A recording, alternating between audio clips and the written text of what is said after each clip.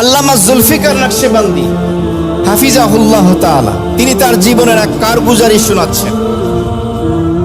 তিনি বলেন, পাকিস্তানের একজন স্বনামধন্য এক শিল্পপতি, অনেক সম্পদের মালিক, তিনি অসুস্থ।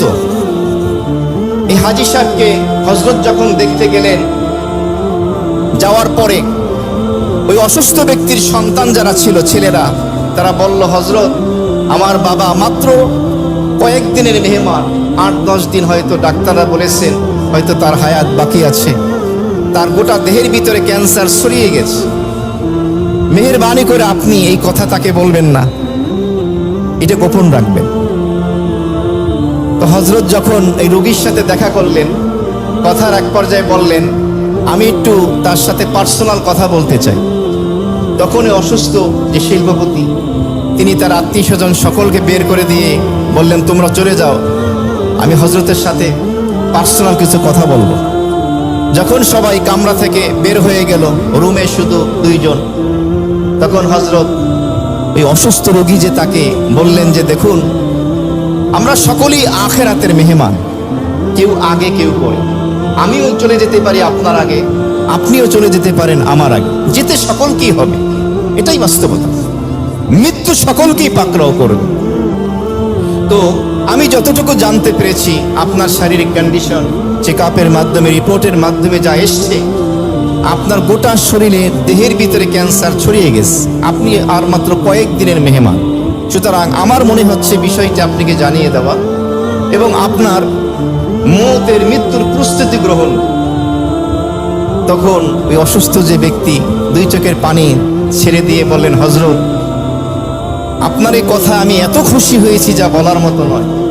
আমার পরিবারের সদস্যরা যদিও মায়া করে আমাকে এই কথাটি জানায়নি, বরং আমরা কি বলি, আরে তুমি টেনশন করো না, তুমি সুস্থ হয়ে যাবা, তোমার কোনো সমস্যা নেই। অথচ জানে তার সমস্যা, বড় ধরনের সমস্যা আছে। তো আমাকে আমার পরিবারের সদস্যরা মিথ্যে সান্ত্বনা দিচ্ছিল, আমি ভিতর থেকে বুঝতে পারছিলাম যে আমার শারীরিক অবস্থা ভালো না, কিন্তু আপনি আমাকে জানিয়ে দিয়ে অনেক বড় উপকার করেছেন, তো আপনি আমাকে কিছু নসিহত করুন। তখন হযরত ওই মৃত পথযাত্রী মূর্ছ ব্যক্তি তাকে বললেন যে, আপনি মৃত্যুর প্রস্তুতি গ্রহণ করুন, বেশি বেশি তাওবা ইস্তেগফার করুন, আপনার উপরে কারো হক যদি থাকে সেগুলো আপনি আদায় করুন, কান লাগান, কথা এখানে নসিহত আছে। যা যা দায়িত্ব আপনার উপরে আছে আপনি চেষ্টা করুন সেগুলো পালন করে যাও,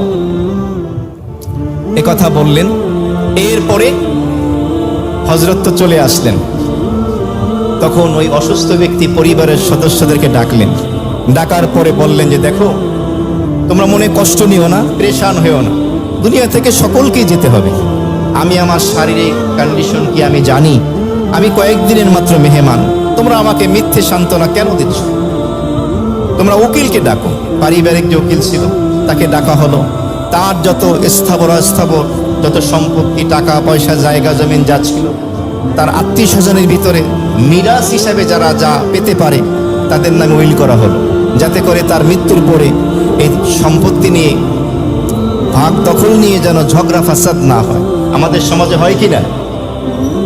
উইল করলেন। এরপরে পরিবারের সদস্যদের ভিতরে আত্মীয়তার সম্পর্ক প্রয়োজন ছিল, বিবাহ দেওয়া, ছেলের বিবাহ করানো, মেয়েকে বিবাহ দেওয়া। তো তিনি বললেন সকলকে ডেকে, আমি তো কয়েকদিনের মেহমান, তোমরা দেখো কোনো ভালো রিশতা, কোনো আত্মীয়তা পাওয়া যায় কিনা। তো পাওয়া গেল, ছেলে মেয়েদের বিয়ের ব্যবস্থা হয়ে গেল। এরপরে তিনি বললেন, অমুক অমুক আত্মীয়ের সাথে তো আমাদের মনোমালিন্য চলছে সেই বছরের পরে বছর ধরে, তাদেরকে ফোন লাগাও। ফোনে বললেন, দেখো আমি মাত্র কয়েকদিনের মেহমান, আল্লাহর হস্তে তোমরা চলে আসলেন।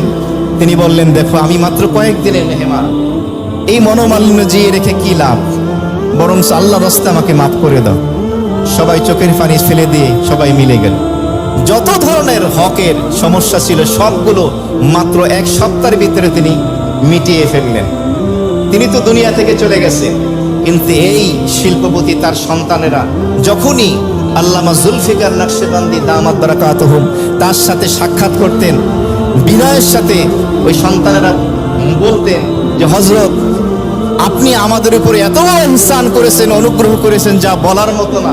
সেদিন আপনি আমাদের বাবাকে এই কথাটা জানানোর কারণে তিনি তার মৃত্যুর পূর্বে এমন এমন ভালো ভালো কাজ করে দিয়েছেন, যাদের সাথে আমাদের মুখ দেখানো পর্যন্ত বন্ধ ছিল, মনোমালিন্য ছিল, সব মিটে গেছে, আমরা বড় সুখ শান্তিতে আছি। বলুন সুবহানাল্লাহ।